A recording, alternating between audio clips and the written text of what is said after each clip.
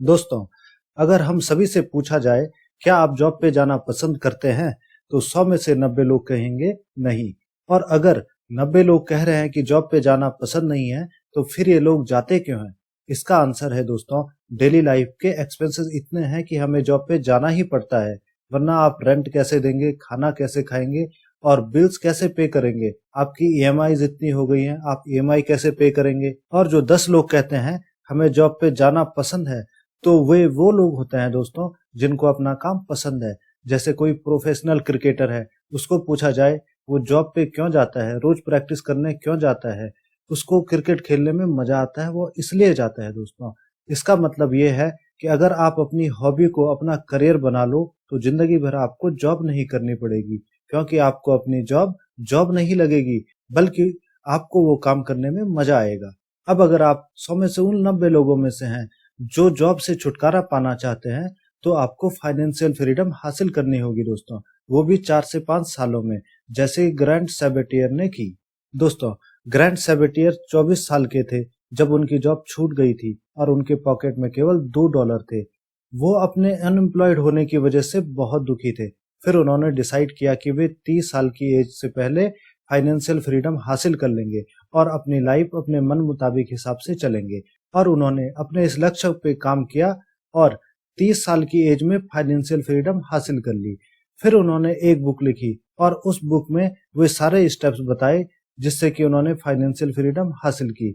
और इस बुक का नाम है financial freedom, a proven path to all the money you will ever need. अगर आपको भी शॉर्ट टाइम पीरियड में फाइनेंशियल फ्रीडम हासिल करनी है और जॉब से छुटकारा पाना है, तो बने रहिए वीडियो के एंड तक और ग्रैंड सैबेटियर के 7 स्टेप्स को अपने ऊपर अप्लाई कीजिए और इन्हें अपनाइए। तो दोस्तों, सबसे पहला स्टेप है know about time and money. दोस्तों, हम सभी पैसा कमाते हैं और उसको संभाल के रखते हैं, उसे बचाते रहते हैं और सोचते हैं कि पैसे बचा करके हम फाइनेंशियल फ्रीडम हासिल कर लेंगे।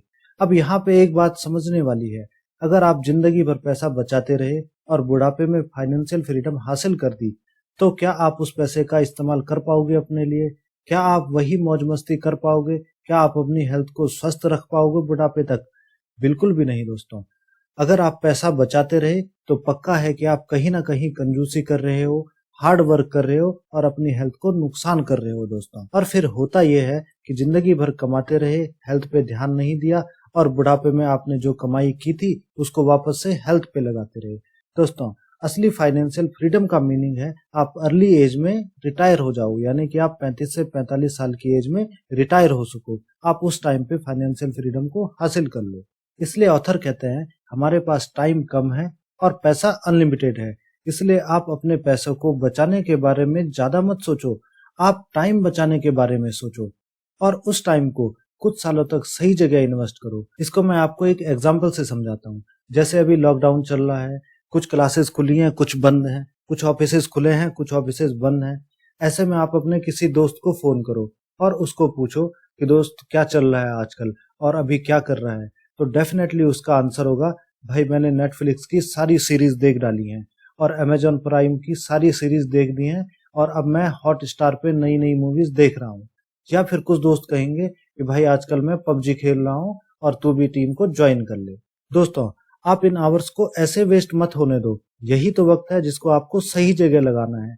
इसलिए हमें टाइम सही जगह लगाना चाहिए और मनी को बचाने के बारे में नहीं, बल्कि मनी को और अधिक बढ़ाने के बारे में सोचना चाहिए। बात करते हैं स्टेप 2 की, कैलकुलेट योर नेटवर्थ। दोस्तों, अब आपको अपनी नेटवर्थ चेक करनी है और साथ ही साथ आपको रिटायरमेंट के लिए कितना पैसा चाहिए, फाइनेंशियल फ्रीडम हासिल करने के लिए कितना पैसा चाहिए, उसको कैलकुलेट करना है। आपको 1 साल चलाने के लिए कितने पैसों की जरूरत पड़ती है, उसको आपको 25 साल से मल्टीप्लाई कर देना है। बस आपको इतने ही पैसों की जरूरत है फाइनेंशियल फ्रीडम हासिल करने के लिए। मान लीजिए आपके 1 साल के खर्चे हैं 2 लाख, तो आपको उसको 25 से मल्टीप्लाई करके जो आंसर मिलेगा यानी कि 50 लाख, इतना ही पैसा चाहिए आपको फाइनेंशियल फ्रीडम हासिल करने के लिए। लोग कमाते तो बहुत हैं, बट सही जगह इन्वेस्ट नहीं कर पाते हैं और साथ ही वो अपनी इनकम या सैलरी को बढ़ने के साथ अपने खर्चे भी बढ़ा देते हैं, अपनी लाइफ स्टाइल चेंज करते हैं। ऐसे में वो कुछ नहीं बचा पाते और जिंदगी भर जॉब करने के लिए मजबूर हो जाते हैं। इसलिए आपको चेक करना है कि आपके पास कितना पैसा है, आपके पास कितनी एसेट्स हैं और अब आपको फाइनेंशियल फ्रीडम हासिल करने के लिए कितने अमाउंट की जरूरत है। अब बात करते हैं स्टेप 3 की, learn to earn while sleeping. दोस्तों, हर कोई आपको एक बात जरूर बोलता है, भाई इन्वेस्टमेंट कर ले, या फिर इन्वेस्टिंग की अभी तक या नहीं की, और बैंक वाले तो आपके पीछे ही पड़े रहते हैं इन्वेस्टमेंट कराने के लिए। दोस्तों, इन्वेस्टमेंट क्यों करनी होती है? इसका सीधा सा आंसर है अर्न व्हाइल स्लीपिंग। मीन्स जब आप सो रहे हो तब भी आपका पैसा आपके लिए काम करता रहे, तब भी आपका पैसा ग्रो होता रहे, इसलिए इन्वेस्टिंग की जाती है। और इस तरह जो इनकम होती है उसको हम कहते हैं पैसिव इनकम। पैसिव इनकम के लिए मैंने पैसों की 10 पाइपलाइन के ऊपर एक वीडियो बनाया है, और इन 10 पाइपलाइन को आप कैसे अप्लाई कर सकते हैं इसके लिए मैंने लिंक डिस्क्रिप्शन में डाल दिया है, और लिंक आपको ऊपर भी शो हो रहा होगा। अब बात करते हैं स्टेप 4 की, work and earn more by doing side business. इसका सीधा सा मतलब है दोस्तों, साइड बिजनेस कीजिए। दोस्तों, ऑथर कहते हैं जब आप जॉब करते हैं तो आप जितने आवर्स का काम करते हैं उतने ही आवर्स की आपको पेमेंट मिल जाती है, लेकिन अगर आप साइड बिजनेस करते हैं तो आप अपनी सैलरी से और भी ज्यादा पैसा कमा सकते हैं। अब कुछ लोग बोलेंगे कि हमारी सैलरी हमारे खर्चों के लिए बहुत है, हमें और ज्यादा कमाने की जरूरत नहीं है। तो अगर आप फाइनेंशियल फ्रीडम नहीं हासिल करना चाहते हैं और जिंदगी भर जॉब करना चाहते हो तो फिर कोई जरूरत नहीं है। लेकिन अगर आप जल्दी रिटायर होना चाहते हो तो आपको साइड बिजनेस या पार्ट टाइम जॉब करनी ही चाहिए। आप उस पार्ट टाइम में किसी और के लिए आवरली वर्क कर सकते हैं या फिर खुद के लिए वर्क कर सकते हैं, और ऐसे में ऑथर सजेस्ट करते हैं कि आपको खुद के लिए ही वर्क करना चाहिए, क्योंकि आपकी क्वालिटी एंड प्रोडक्टिविटी और अच्छी होती जाएगी और आप अपने बिजनेस का प्रीमियम चार्ज कर सकते हो। आजकल बहुत सारे वर्क ऑनलाइन है, जैसे डाटा एंट्री, ब्लॉग पोस्ट करना, वेबसाइट पब्लिश करना, digital marketing, affiliate marketing, SEO, online classes etcetera. आपको जो भी काम आता है आप उसको पार्ट टाइम में जरूर करें। अब बात करते हैं स्टेप 5 की, know the actual cost of a purchase. दोस्तों, आप सभी ने देखा होगा कि हम किसी ना किसी शॉप पे बार्गेनिंग जरूर करते हैं। हम किसी भी चीज के लिए मोल भाव करते हैं और प्राइस को कम कराने की कोशिश करते हैं। क्या आपको पता है कि हम ऐसा क्यों करते हैं? शायद आपका आंसर होगा चीज को सस्ती कराने के लिए या फिर पैसा कम कराने के लिए। तो ये आंसर गलत है दोस्तों। इसका आंसर है, हम सभी को लगता है कि शॉपकीपर हमसे पैसे ठग रहा है, हमसे वो ज्यादा पैसे ले रहा है। मान लीजिए कि वह हमें 1000 रुपए में कोई चीज देता है, तो हम सोचते हैं यह चीज 700 या 800 की होगी और दुकानदार हमसे 200-300 रुपए एक्स्ट्रा ले रहा है।